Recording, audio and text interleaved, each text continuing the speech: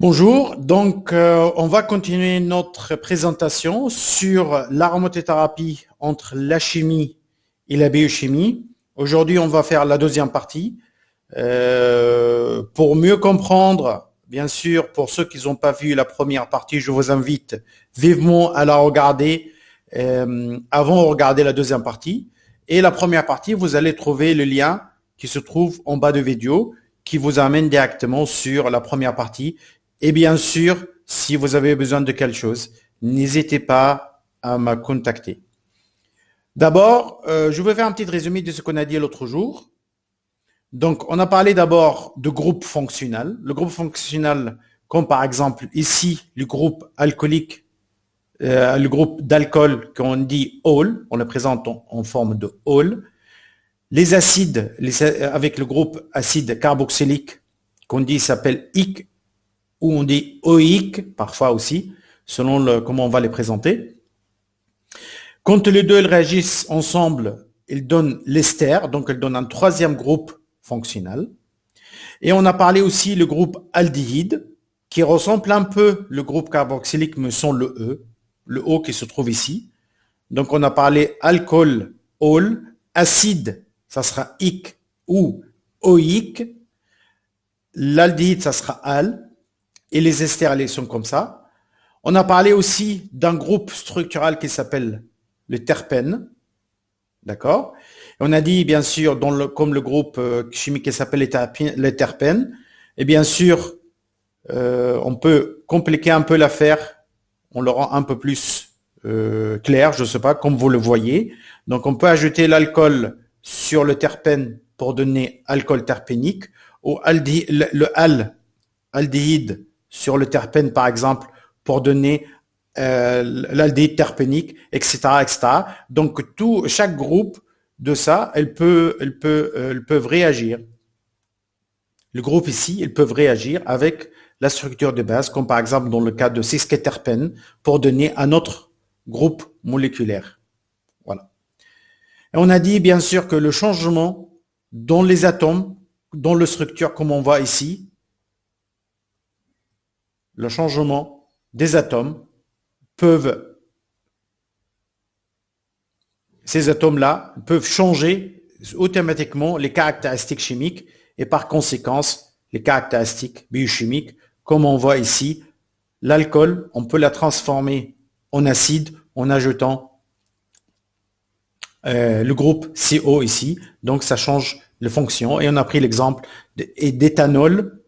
Qu'en fait, c'est un alcool, on le transforme en acide acétique, c'est le vinaigre, en changeant d'une forme alcool en forme acide.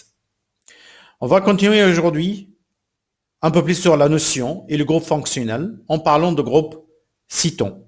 Le groupe céton, il se présente comme ça, le C, double liaison O. Le céton le plus connu, c'est l'acétone. L'acétone, son molécule, c'est un solvant. On utilise sur les ongles, on utilise dans la peinture, on utilise dans plein des applications. Et parfois aussi chez les diabétiques, quand ils ont beaucoup trop de sucre dans le sang, ils peuvent avoir de l'acétone dans le sang, des choses comme ça. Et on le présente dans cette façon-là. Un autre molécule qui lui ressemble un peu, mais sans les carbones, c'est les éthers. L'éther, ça se présente comme ça, un oxygène entre deux groupes, d'accord. Et aussi, on peut l'appeler l'oxyde. Donc ça, c'est le deux noms sur lequel elle peut exister, éther ou oxyde. Donc on a maintenant deux groupes supplémentaires avec ce qu'on a appris, c'est le céton et l'ester. On va ajouter encore. Là, par exemple, je prends un autre groupe, le groupe, ce qui s'appelle le groupe aromatique. Mais pour parler du groupe aromatique, je vais commencer d'abord par l'hexane. L'hexane, comme son nom indique, le hexa qui se trouve au départ, ça veut dire sa molécule à base de 6 carbones. Le ane, ça veut dire il n'y a pas de double liaison. Donc, c'est que de carbone. 1, 2, 3. Donc, on peut marquer ici 1, 2, 3, 4, 5, 6. Donc ça, c'est un hexane, mais c'est pas un hexane normal, c'est un hexane en forme cyclique, en forme d'anneau. Donc on l'appelle l'hexane cyclique. Si on ajoute un double liaison, comme on voit ici, donc on supprime un de hydrogène là, par exemple, et là, pour remplacer avec un double liaison ici. La même chose ici. Et la même chose ici. Bien sûr, je me base sur ce qu'on a dit dans la première partie, qu'en fait le carbone, il a 4 bras et systématiquement, quand on supprime un hydrogène, il faut qu'il fasse un double liaison. Donc, ça nous donne un cercle, un anneau. L'anneau, on l'appelle cette fois-ci aromatique. D'accord, comme on le voit ici, aromatique. OK. Et cet anneau-là, ce qu'on le voit ici, c'est un molécule très connu, c'est le benzène. Benzène qu'on le trouve dans l'essence de voiture. C'est le benzène. OK. On l'appelle ici aromatique. C'est un autre, c'est lié avec ses caractéristiques. Je ne veux pas rentrer dans le détail. Mais les liaisons que l'on trouve ici, le double liaison, en fait, on dit il se trouve en résonance. Donc parfois il se trouve là et parfois il se déplace tout seul ici, dans l'autre côté. D'accord? Donc en fait, il tourne en permanence. Donc le molécule, parfois, on le trouve comme ça et parfois le double liaison il se déplace. D'accord? Donc, si je reviens là, vous voyez, donc, pour les présenter, sachant qu'on ne connaît pas vraiment l'emplacement de double liaison, si je mets les deux formes ensemble, un sur l'autre, là,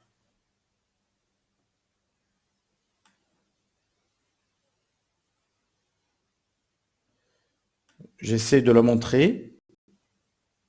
Voilà, vous voyez, quand je mets les deux un sur l'autre, on voit qu'il y a un cercle à l'intérieur qui apparaît avec le premier cercle à l'extérieur.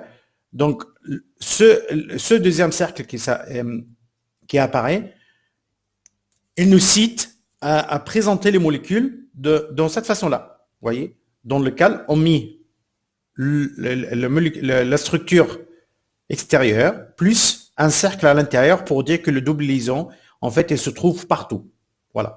Donc, parfois, on présente le phénol, le benzène comme ça, ou parfois, on présente l'anneau aromatique dans cette façon-là. Maintenant, si on ajoute sur la molécule un groupe OH, et le plus benzène, elle s'appelle phénol.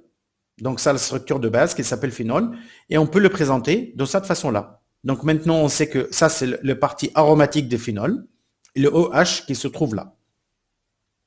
D'accord? Donc, maintenant, si on prend des exemples, donc on connaît maintenant les groupes cétone, le groupe éther ou l'oxyde, et on connaît aussi le phénol qui se présente de cette façon-là. Donc, on va présenter quelques exemples.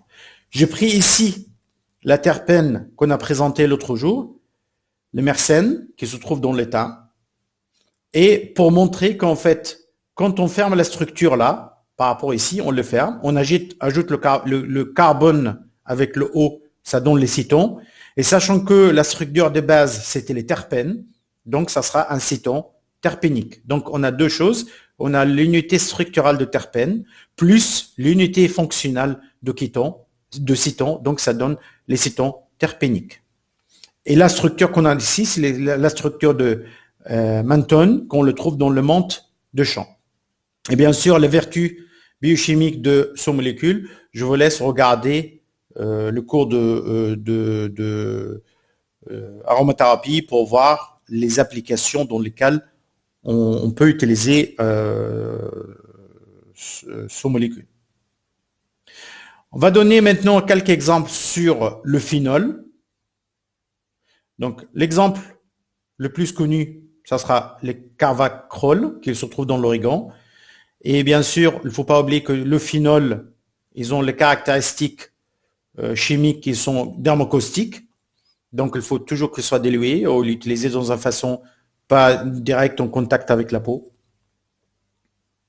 Et après, le molécule le plus connu parmi le ester, c'est le cavicol méthylester ou l'estragol, qu'on le trouve dans l'estragon. Pourquoi j'ai choisi l'estragon? Parce que l'estragon, c'est parmi les huiles essentielles qu'il a un grand nombre d'applications, surtout dans les cadres d'allergie ou le fonctionnement des systèmes gastriques ou des choses comme ça. Donc récemment, il y a un article qui a été publié en 2015, un article scientifique composé de 18 pages sur les applications d'estragon. Si vous voulez, je peux mettre cet article à votre disposition. Une autre forme qu'on peut le trouver aussi, forme aromatique, vous voyez là, et on a ici le groupe aldéhyde, donc c'est un aldéhyde aromatique qu'on le trouve dans le cumin, cumanaldehyde, d'accord. Donc pour vous montrer qu'en fait, pas seulement les terres, on peut ajouter d'autres groupes comme le groupe aldéhyde, comme je viens de dire avant, qu'en fait on a toutes les combinaisons possibles, admissibles de groupes fonctionnels avec de groupes structurels. Donc amusez-vous avec la chimie sur ce point-là. On revient encore sur la notion de base. Je vais parler de lactone. On a deux formes de lactone. Lactone, en fait, il se trouve, c'est un structure complexe dans lequel on trouve à la fois le groupe oxyde et le groupe kéton sur la même molécule. Voilà. Donc ça donne le lactone pentagone ici parce qu'il y a 5 carbones.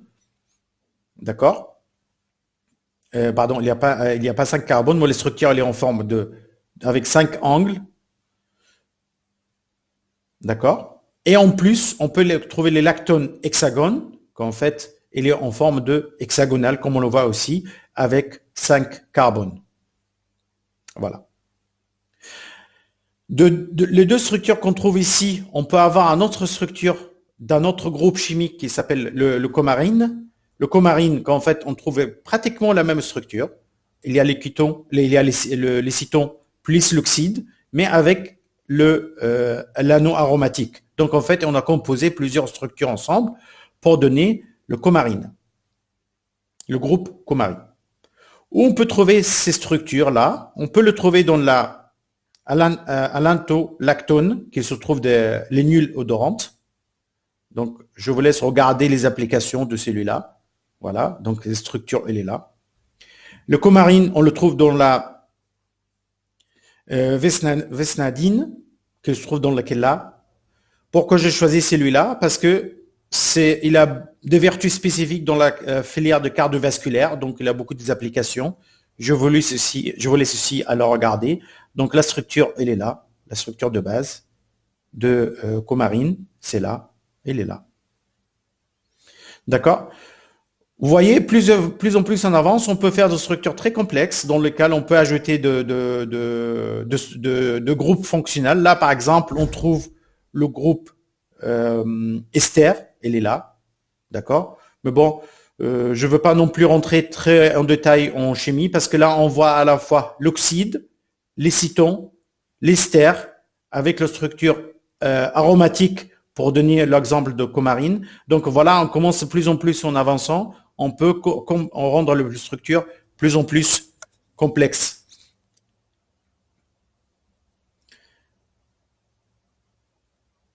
En résumé de tout ça, le résumé, on peut dire, de toutes ces structures, donc on voit qu'il y a le groupe ol, c'est l'alcool, ic, c'est l'acide, ou les oïques, c'est l'acide.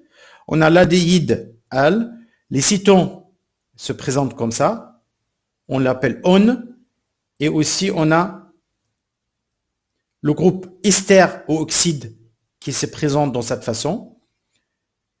On a le phénol aromatique qui se présente comme ça, avec la structure aromatique de benzène et le groupe OH. On a les terpènes, communauté structurale. On a les sesquiterpènes qui se trouvent là. Donc, avec tout ça, bien sûr, on peut jouer un peu avec la chimie. En ajoutant, par exemple, un céton sur un sesquiterpène pour donner un sesquiterpène à céton, sesquiterpène. On peut ajouter un ester ou un éther, par exemple, sur le phénol pour donner un éther phénolique, comme par exemple dans le cas de d'estragon. On peut jouer vraiment avec la chimie en ajoutant un groupe al sur les terpènes, par exemple, ou pour donner l'aldéhyde terpénique. On peut vraiment faire toutes les combinaisons possibles avec les chimies. Mais en tant que quelqu'un professionnel qui ne travaille pas dans la filière chimie, qu'est-ce qu'il veut exactement à travers toutes ces structures-là? Ce qui est intéressant de connaître, en fait, ça sera dans le résumé final que je prépare pour cette section-là, qu'en fait, ce qui est intéressant, c'est la structure, de savoir, en fait, que la structure chimique des principes actifs des huiles essentielles donne à ces molécules des caractéristiques spécifiques sur le niveau chimique et sur le niveau biochimique, d'accord? Une modification même minime dans la structure peut changer le groupe chimique et par conséquent, elle peut aussi changer les activités biochimiques. On a déjà donné pas mal des exemples. Chaque molécule, en général, a les caractéristiques biochimiques de son groupe chimique. Soit il est aldéhyde terbénique ou alcool terbénique ou phénol éther ou n'importe quel groupe. Et aussi, elle peut avoir d'autres caractéristiques biochimiques spécifiques à sa structure propre. Par exemple, si on prend dans la sesquiterpène, on trouve que le cariophyllène, c'est un anti-inflammatoire très puissant. D'accord? Et on sait aussi que la chamazoline, qui est un anti-allergie, un antihistaminique très puissant. Donc, on sait très bien que ces molécules-là, à part les caractéristiques générales de groupe sesquiterpène, eux, ils sont en caractéristiques spécifiques beaucoup plus prononcées, liées à leur structure. Donc, il ne faut pas hésiter à prendre ces structures en compte quand on va choisir un huile essentielle par rapport à des applications. Je vous donne un exemple ici, la chamazoline. La chamazoline, elle se trouve un des huiles essentielles dans lesquelles on trouve spécifiquement la chamazoline, qui peut avoir des applications, chamazoline ou camazoline, comme ça vous convient. Donc, ça sera le camomille allemande. Camomille allemande. La camomille allemande, on l'appelle aussi le matricaire. Donc, ça, c'est un huile essentielle qu'on utilise souvent dans le cas d'allergie, à cause de camazoline ou la chamazoline, et se trouve dedans à peu près jusqu'à 5%. La concentration jusqu'à 5%. Donc, si on regarde bien, c'est pas le composant le plus présent, le plus dominant dans la composition, dans la chémotypage, mais on se base quand même à 5% pour avoir ces caractéristiques anti-allergiques, antihistaminiques. L'autre élément et le dernier élément qu'on le trouve aussi, il faut prendre en compte que connaître le groupe biochimique est essentiel pour bien sûr choisir et intégrer les huiles essentielles dans un protocole par la suite. Donc bien sûr connaître le groupe chimique dans lequel auquel partira l'huile essentielle, c'est très important parce que ça facilite le travail par la suite sur la sélection de cette huile essentielle. Voilà. Donc, je pense, je veux m'arrêter là sur la structure chimique par rapport aux huiles essentielles. Bien sûr, j'ai d'autres présentations, je vais les faire, sur lesquelles je vais parler un peu peut-être dans une autre prochaine présentation sur le millilitre, le milligramme, les gouttes et les liens qui se trouvent entre eux. Et là, je parle vraiment d'un côté chimique, physique, par contre, pour voir comment on peut choisir l'huile essentielle en se basant sur le millilitre, le milligramme ou les grammes ou les gouttes. Et aussi, je veux parler un peu peut-être sur la chromatographie du gaz, comme un outil pour déterminer le chémotypage d'un huile essentielle, pour comprendre un peu comment ça marche, ce processus-là, et comment on peut savoir aussi la vertu à travers de recherches cliniques et comment on peut faire tout ça. Donc, je vais essayer peut-être couvrir d'autres points qui ne concernent pas l'aromathérapie, mais ça peut aider à mieux comprendre l'aromathérapie. Voilà. Je vous remercie. Je reste toujours à votre écoute si vous voulez d'autres explications et n'hésitez pas à me laisser vos commentaires.